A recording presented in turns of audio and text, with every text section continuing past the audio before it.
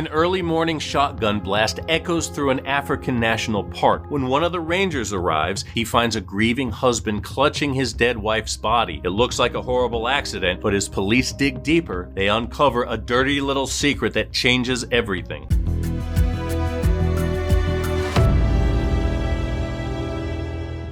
Bianca Rudolph wanted to shoot a leopard. The 56-year-old mother of two never saw herself as a big game hunter, not until she met her husband, Lawrence. Theirs is a classic story of young love. Boy in dental school meets a pretty young co-ed at the University of Pittsburgh in the early 1980s. Boy marries girl. They move into a beautiful home with a proverbial white picket fence. Boy becomes a successful dentist. Girl raises two babies. Over the years, the money rolls in and the boy can afford to take up a new hobby, killing. Larry traveled around the world hunting exotic and dangerous animals. Before Larry got seriously into his hobby, the only thing Bianca ever hunted was deals at the mall. But since her husband was the former president of Safari Club International, an organization that defends the freedom to hunt, she also became a respected member of the big game hunting community. She enjoyed it so much she got to the point where she'd leave Larry at home to go on hunting trips with her girlfriends. She knew her way around weapons, which made her sudden death all the more suspicious. It happened around 5:30 a.m. on October 11th, 2016. Larry and Bianca are in their hunting cabin at Kafue National Park in Zambia. They're packing up to head home after a 10-day hunting trip. Larry is in the bathroom, Bianca is packing in the bedroom, then bang!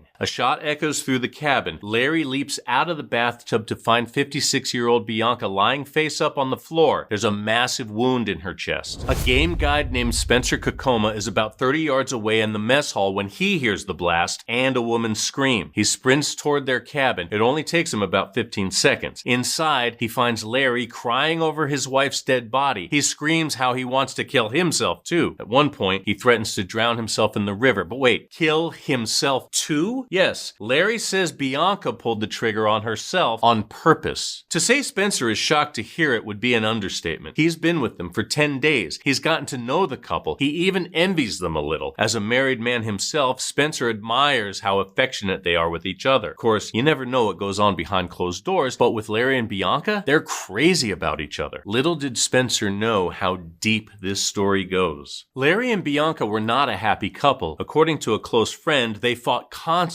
mostly about money. After dental school, Larry dedicated all his time to two things, building his practice and hunting. Bianca helped out early on, but she took a step back to raise their kids, Julianne and Anna. In 2006, Larry left his practice in Pittsburgh to start a new venture, Three Rivers Dental. Business boomed. Three Rivers ended up as the parent company of 5 successful practices in the Pittsburgh area. Larry specialized in a very niche and highly lucrative practice called sedation dentistry. He basically provided anesthesia for patients who were too scared of the dentist to be treated without it. Their tagline was no sights, no sounds, no fears. When I say lucrative, I mean cash cow. Larry's net worth ballooned to $28 million. With that kind of money, the Rudolphs figured they didn't need to put up with the freezing cold Pennsylvania winters anymore. They could afford to live wherever they wanted. So, in 2012, Bianca and Larry moved to Arizona, and Larry traveled back and forth to Pittsburgh for work, which made it easy for him to cheat on his wife. Larry just couldn't be faithful. It was the worst kept secret in town. He says he and Bianca had an open relationship, but everyone saw through that old chestnut. Lori Milliron was the office manager at Three Rivers in Pittsburgh. According to Larry's old assistant, their affair had been going on for at least 15 years. Everyone knew about it, but nobody talked about it. If they did, they risked facing Larry's wrath. He was known as a hothead, kind and gentle one minute, throwing a tantrum the next. His employees called it going Rudolph. According to the FBI, Lori was tired of playing second fiddle to Bianca. She wanted Larry to herself and all the money that came with him. So, Lori gave him an ultimatum. You have 1 year to sell your practice and leave Bianca, or we're done. By 2016, Lori and Larry were in their late 50s and early 60s. He could easily sell his practice for tens of millions of dollars and retire on a beach in Mexico. The ultimatum put Larry between a rock and a hard place. He was a greedy SOB. Divorcing Bianca meant giving her half his money and assets. In his mind, he earned all that money. That was his business that he built. Forget about the fact that Bianca took care of everything else so Larry could focus on his practice. Meanwhile, Bianca's religion kept her from leaving. She was a devout Catholic. In other words, divorce was not an option. The only way to separate in the eyes of God is to have the marriage annulled, and that's not easy. So to protect her soul, Bianca would stay married to Larry, no matter what. Larry got to thinking, how does he get rid of Bianca, keep all his money, and retire with Lori? We imagine a wicked grin stretched across his face when he devised the perfect plan. Bianca Rudolph wanted to shoot a leopard. She had for a while. In late September 2016, she finally got her chance when Larry surprised her with a trip to Kafue National Park. The park splits into two sections, one dedicated to protected wildlife and another referred to as game management. That means hunting. The Rudolphs loved going to Kafue. They knew it like the back of their hand. On this trip, Larry and Bianca were staying in a two-room cabin. They had a bathroom and a bedroom. Meals were eaten in the mess hall, and most of their free time was spent on the trail. Spencer acted as their local eyes and ears. He spent 10 days with the Rudolphs and remembers them laughing, hugging, and kissing each other. Love was in the air, not murder. They had two guns with them, a Remington 375 and a Browning 12 gauge. Bianca did most of the hunting while Larry sat back and watched. She never got to take down her leopard, but she did hit plenty of other animals during the trip. According to Spencer, it's daily protocol to unload and clean all firearms at night. After the final hunt on October 10th, he watched Bianca unload. Any hunter or gun enthusiast knows there's always one bullet left in the chamber. You need to clear it before putting the gun away. Spencer claims he saw Bianca clear the gun. So when he heard the shot ring out at 5:30 the following morning, he knew someone must have loaded it. Larry's story changed later that day. Maybe Bianca didn't kill herself after all. What probably happened was she accidentally shot herself in the chest while she was putting it away. His story lined up with what police found at the scene. Bianca's body was face up with a bullet to the heart. The barrel was still sticking out of its case. Larry told police he was in the bathtub when he heard the gunshot, but that's odd because when Spencer ran in about 15 seconds later, Larry was fully clothed, shoes and all. Given the circumstances, it seems highly unlikely Larry could have gotten dressed between the shot fired and Spencer's arrival. Remember, he still needs time to get out of the tub, grab his clothes, put them on, and rush to the body. Larry's behavior after Bianca's death didn't help his case. Once the local police determined Bianca's death was a tragic accident, Larry moved to have her body cremated and fast. Because she was a U.S. national, Larry had to go through the embassy in Zambia to cremate her remains and send them back to the States. Something about this didn't sit well with the consular chief. He reportedly had a bad feeling about how quickly things were moving. This guy's wife dies tragically, and now all he cares about is cremating her body and getting out of the country? Something was off. As a former Marine, the chief had decades of weapons experience. Before giving the order to cremate, he inspected Bianca's body and looked closely at the wound. He took several photos that blew the case wide open. In his opinion, there was no way Bianca could have done this to herself. Not on purpose, not accidentally. This shot came from several feet away. A medical examiner in Colorado agreed with him. In their opinion, it would be impossible for the firearm to accidentally go off in its case and produce the wound it did. Furthermore, Bianca was only 5'4". Her 12 gauge measured 31 inches from trigger to muzzle. According to the ME, it would be extremely difficult, if not impossible, for Miss Rudolph to reach the trigger. A ballistics expert conducted several tests with a replica and the type of ammo Bianca used. First, he had a woman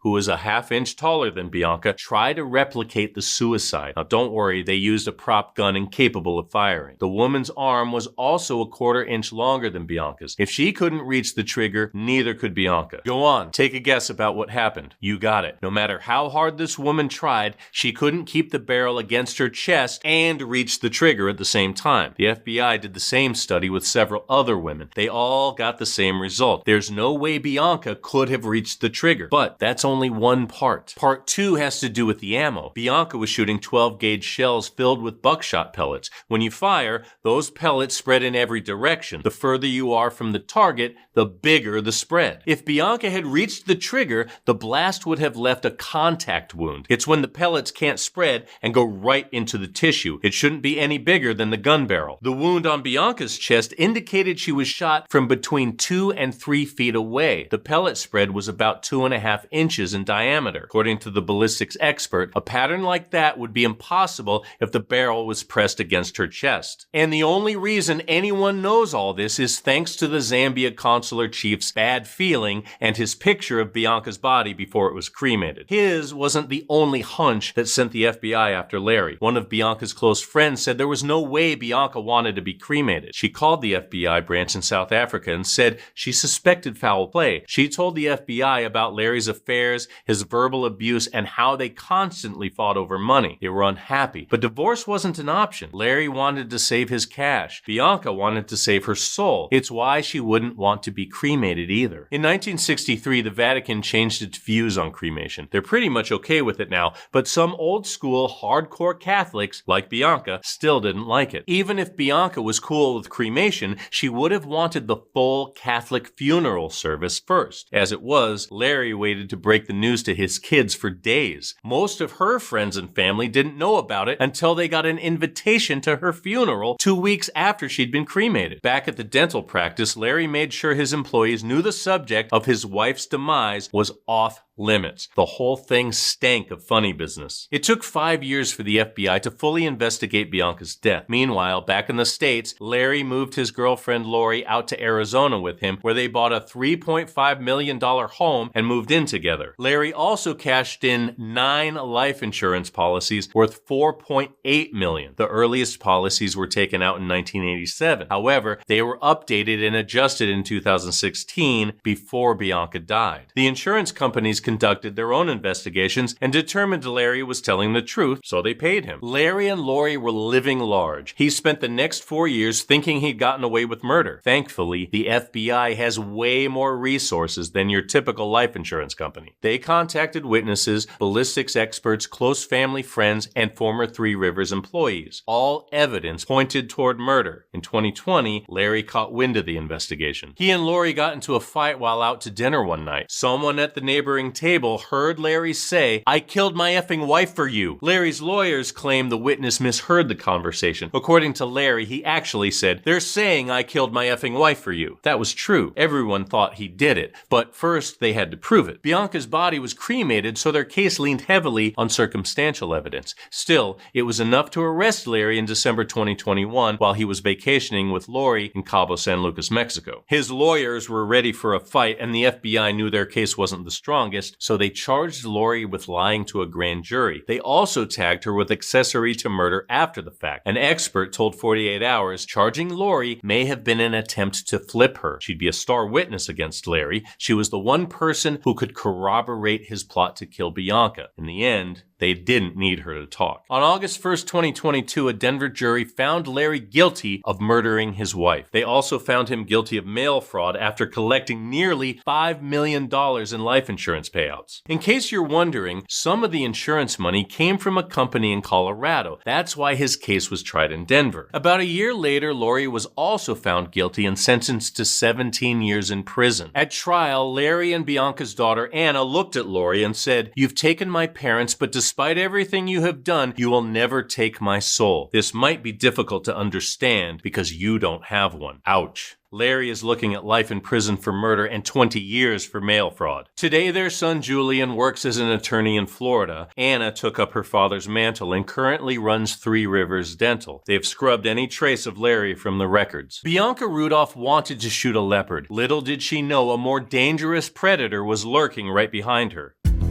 And that's your recap. Thanks for hanging out with us today. If you like getting all the crime in half the time, go ahead and tap that subscribe button and the bell so you never miss a story. We're here Wednesdays, Saturdays, and Sundays, but don't go away. Catch up on more recaps right here, right now. Until next time, take care.